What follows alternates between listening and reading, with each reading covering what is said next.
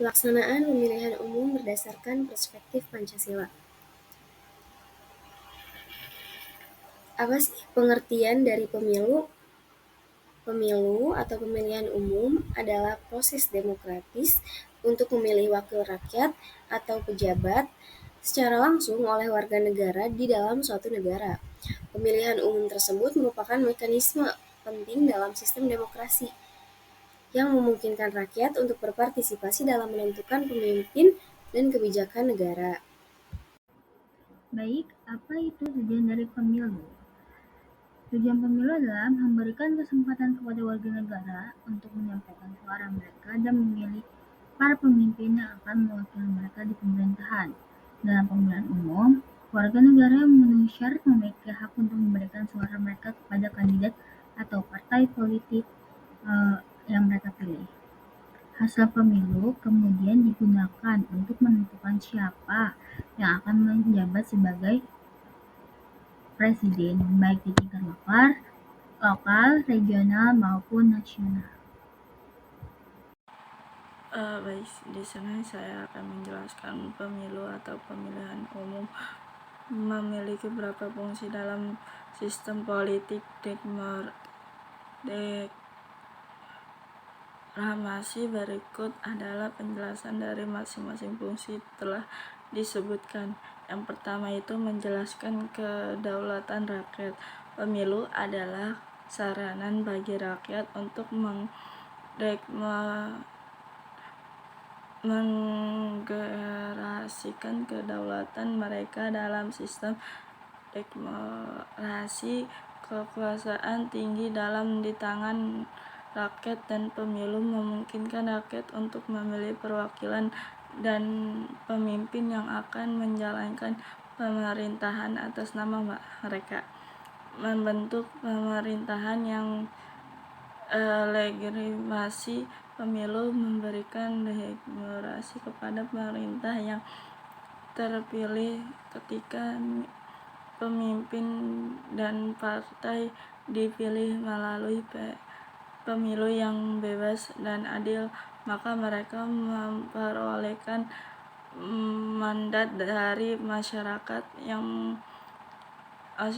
untuk memimpin dan membuat kebijakan. Yang ketiga itu memiliki peran penting dalam membentuk perwakilan rakyat. Pemilu adalah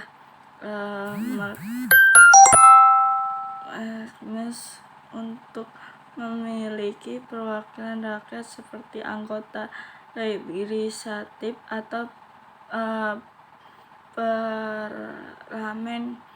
Dengan memiliki perwakilan ini, rakyat dapat memiliki suara, proses membuat kewajiban dan pengawasan pemerintahan. Yang keempat itu menguatkan deklarasi. Pemilu yang rutin dalam berfungsi dalam perbuatan demokrasi. Pemilu mendorong transparansi dan kontrol terhadap kekuasaan hingga menghindari kejadian pengulangan dan kekuasaan. Yang kelima itu mendorong partisipasi politik negara. Pemilu adalah kesempatan bagi rakyat negara untuk berpartisipasi dalam proses politik. Demokrasi ini mencakup pemungutan suara, kampanye, dan kegiatan politik lain yang dalam berfungsi kepada keterlibatan masyarakat dalam kehidupan politik negara. Yang keenam itu demokrasi, pengertian kekuasaan yang damai. Pemilu menyediakan cara damai untuk mengingatkan pemimpin dan pemerintah alih melalui kekerasan atau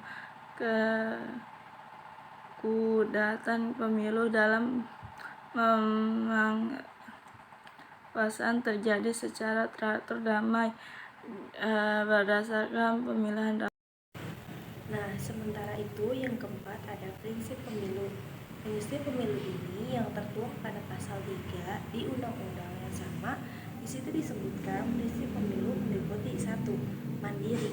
Penyelenggaraan pemilu harus dilakukan secara mandiri oleh lembaga penyelenggaraan, yaitu Komisi Pemilihan Umum atau KPU dan Badan Pengawas Pemilu atau Bawaslu. Nah, prinsip ini menekankan pentingnya menjaga netralitas dan independensi lembaga-lembaga tersebut dalam mengawal dan melakukan proses pemilu. Dan yang kedua ada profesional. Nah, pemilu harus mencerminkan keberagaman, kepentingan, dan aspirasi masyarakat secara profesional. Hal ini juga mencakup perwakilan partai politik dan masyarakat umum, memastikan setiap segmen masyarakat memiliki suara yang diakui dan diwakili dalam proses demokratis. Dan yang ketiga ada jujur. Penyelenggaraan pemilu harus dilaksanakan dengan penuh integritas dan kejujuran, kebebasan dari kecurangan, penipuan, atau manipulasi hasil pemilihan adalah esensi dari prinsip kejujuran dalam proses demokratis. Dan selanjutnya yang keempat adalah profesional. Nah, penyelenggaraan pemilu seperti KPU dan Bawaslu diharapkan bertindak secara profesional.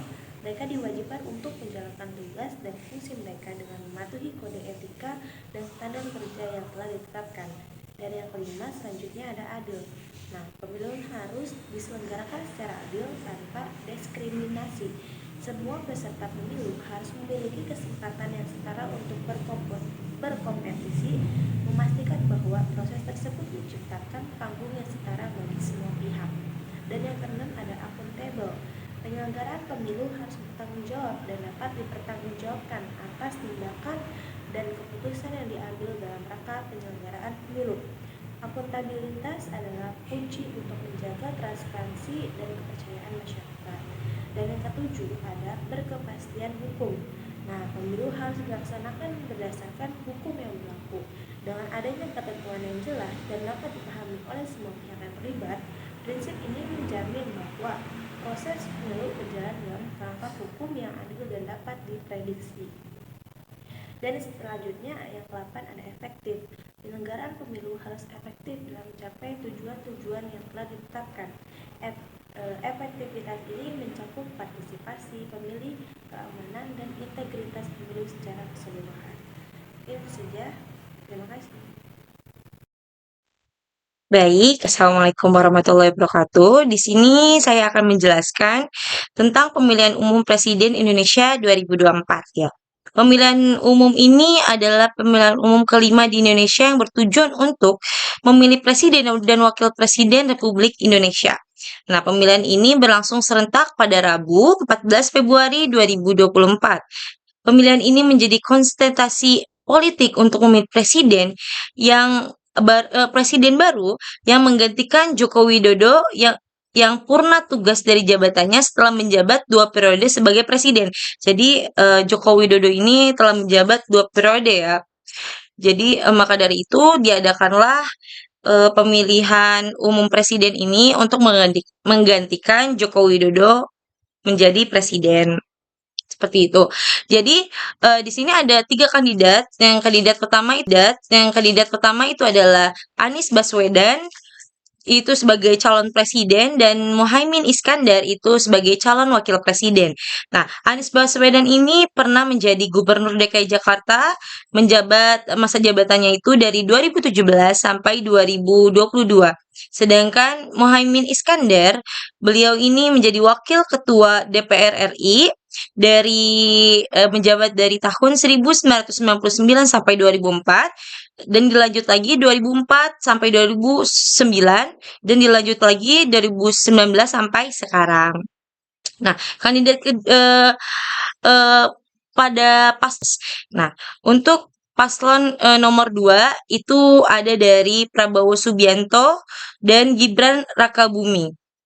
Nah, Prabowo Subianto ini menjabat sebagai calon presiden dan Gibran Rakabuming ini menjadi calon wakil presiden.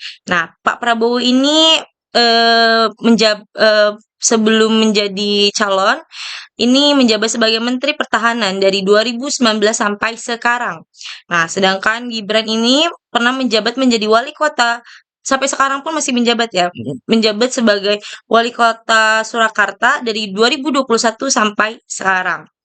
Nah, for your information, Pak Prabowo Subianto itu telah mencalonkan menjadi presiden itu sebanyak 3 kali, ya. Dan terakhirnya itu pada tahun 2024 sekarang, karena setelah ini mungkin Pak Prabowo tidak bisa mencalonkan lagi karena usia Pak Prabowo sudah semakin tua ya. Jadi paslon nomor 2 ini didukung oleh 5 partai. Yang pertama adalah Partai Bulan Bintang (PBB), yang kedua adalah Partai Gelora, ketiga adalah Partai Solidaritas Indonesia (PSI), keempat adalah Partai Garuda, dan terakhir adalah Partai Rakyat Adil Makmur (Prima). Nah, sedangkan kandidat nomor 3 itu adalah Ganjar Pranowo dan Mahfud MH. Mahfud MD. Jadi Ganjar Pranowo itu menjabat sebagai calon presiden dan Mahfud MD itu menjadi calon wakil presiden. Nah, Ganjar ini pernah menjabat sebagai Gubernur Jawa Tengah pada tahun 2013 sampai 2023 dan Mahfud MD ini menjabat sebagai Menteri Koordinator Bidang Politik, Hukum, dan Keamanan pada tahun 2019 sampai 2024. Sementara ini yang paling unggul itu adalah paslon nomor 2 dan dengan keputusan sidang akhir kemarin nomor 2 dan dengan keputusan sidang akhir kemarin bahwasanya yang menang dari 3 paslon ini adalah paslon urut 03 dengan keunggulan 58,58% ya. Terus dari paslon 01 itu hanya mendapatkan 24,94% dan 03 itu mendapatkan 16,46%, seperti itu. Jadi yang akan menggantikan Pak Joko Widodo menjadi presiden yaitu adalah kandidat 02, paslon 02 yaitu Pak Prabowo Subianto dan Gibran Rakabuming. Baik, cukup sekian penjelasan dari saya. Wassalamualaikum warahmatullahi wabarakatuh. Baik, yang terakhir mengenai kesimpulan. Kesimpulan di sini, pemilu tahun 2024 diharapkan menjadi momen penting dalam sejarah demokrasi dengan pertarungan antara berbagai calon dan berbagai partai politik. Nah, pemilu memiliki kesempatan untuk memilih pemimpin yang dianggap paling cocok untuk memimpin negara semakin tinggi dan tingkatkan partisipasi pemilih semakin besar legitimasi. Dari pemenang pemilu meningkatkan partisipasi pemilih harus ditingkatkan antara pemenang dan kalah. Nah, serta pemilih berjalan dengan lancar dan hasilnya dapat diterima oleh sama pihak.